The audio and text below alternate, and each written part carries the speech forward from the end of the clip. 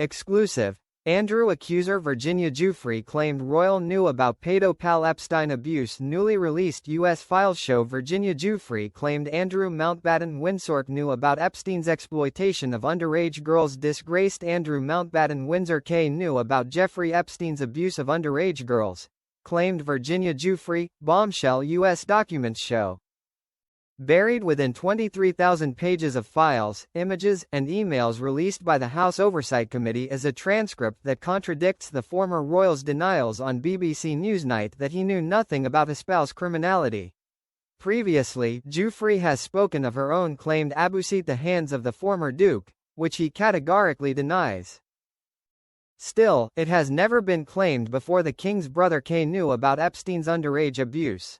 While speaking to Emily Maitlis in 2019, Mountbatten Windsor was asked directly if he had any indication of Epstein's criminality. He emphatically denied any knowledge. He said, "At the time, there was no indication to me or anybody else that that was what he was doing, and certainly when I saw him either in the United States, when I saw him in the United States or when I was staying in his houses in the United States, there was no indication, absolutely no indication. And if there was, you have to remember that at the time I was patron of the NSPCC's Full Stop campaign, so I was close up with what was going on in those times about getting rid of abuse of children, so I knew what the things were to look for, but I never saw them." Maitlis then said, "So you would have made that connection because you stayed with him, you were a visitor, a guest on many occasions at his homes, and nothing struck you as suspicious?" He replied, "Nothing." She said, during that whole time, the former Duke of York stated, "Nothing." However, a trove of documents released by the House Oversight Committee reveals an interview with Giuffre on April 7, 2011, in which she was categorical that the disgraced former royal knew. She was asked by lawyer Jack Scarola, "If we were to take sworn testimony from the people I am going to name, and if those people were to tell the truth about what they do you believe that any of the following people would have relevant information about Jeffrey's taking advantage of underage girls? So name and you tell me yes if they told the truth, I think they'd have relevant information, or no, I don't think they would, or I don't know whether they would or not." Okay, you understand? The attorney then mentions several names, including magician David Copperfield, to which she replies, "Don't know." However, when asked about the then Prince Andrew, she responds, "Yes, he would know a lot of the truth. Again, I don't know how much he would be able to help you with, but seeing he's in a lot of trouble himself these days, I think he might, so I think he may be valuable." Then casting an aspersion on the former Duke of York, she adds, "I am not too sure of him." The details emerged as Andrew and Donald Trump were warned today that the 23,000 Epstein documents released so far are just the tip of the iceberg, with thousands more explosive communications yet to surface. Capitol Hill insiders told the Mirror that the latest batch of files, already linking the disgraced financier to political and royal power players, represents only a fraction of what congressional investigators are preparing to publish. One senior aide described the unreleased material as potentially catastrophic for several world figures, including the U.S. President and Andrew. Trump, already under fire after Epstein's emails suggested he knew about the girls, is said to be deeply anxious about what might emerge next. Sources claim some of his aides are concerned that Ghislaine Maxwell could break her silence and contradict her earlier statement to Deputy Attorney General Todd Blanche unless her long-shot bid for a presidential commutation succeeds. She said in July, while held in Tallahassee prison, that she saw nothing untoward about her time with Trump. A week later, she was moved to a more comfortable prison in Texas. But Maxwell, serving 20 years for sex trafficking, has reportedly grown frustrated with what she views as broken promises over her treatment. For Andrew, whose friendship with Epstein, who died by jail cell suicide in August 2019, and Maxwell, 63, has already destroyed his public standing, the new warning reignites fears that his name might reappear in future disclosures. Washington insiders say investigators are now reviewing tens of thousands of additional documents and private messages recovered from Epstein's seized devices. Evidence one source described as career-ending, maybe worse for those named. Among the newly released files is what appears to be a 2011 email exchange between Epstein and Mountbatten Windsor, a chain that also involves Maxwell.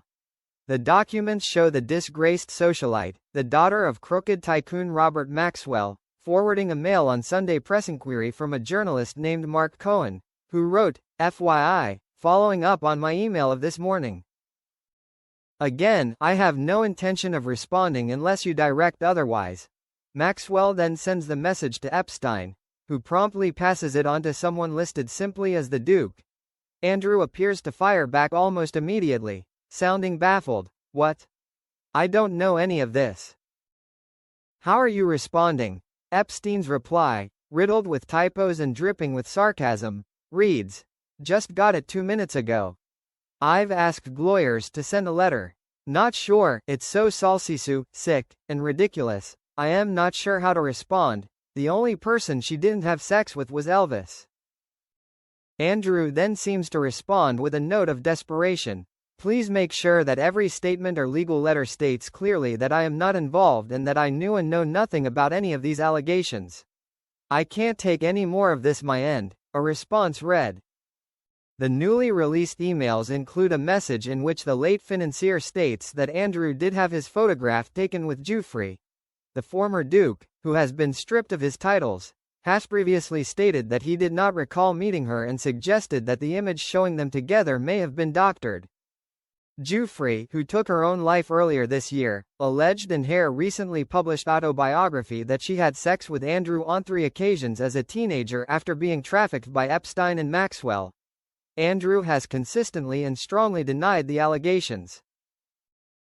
However, the new correspondence that has emerged reveals that the email discussing the photograph forms part of an exchange between Epstein and a journalist in 2011. The picture in question, first published in 2011, showed Andrew with his arm around Giuffre inside Maxwell's London home. Although the name of the girl is redacted in the email, Epstein is referring to her.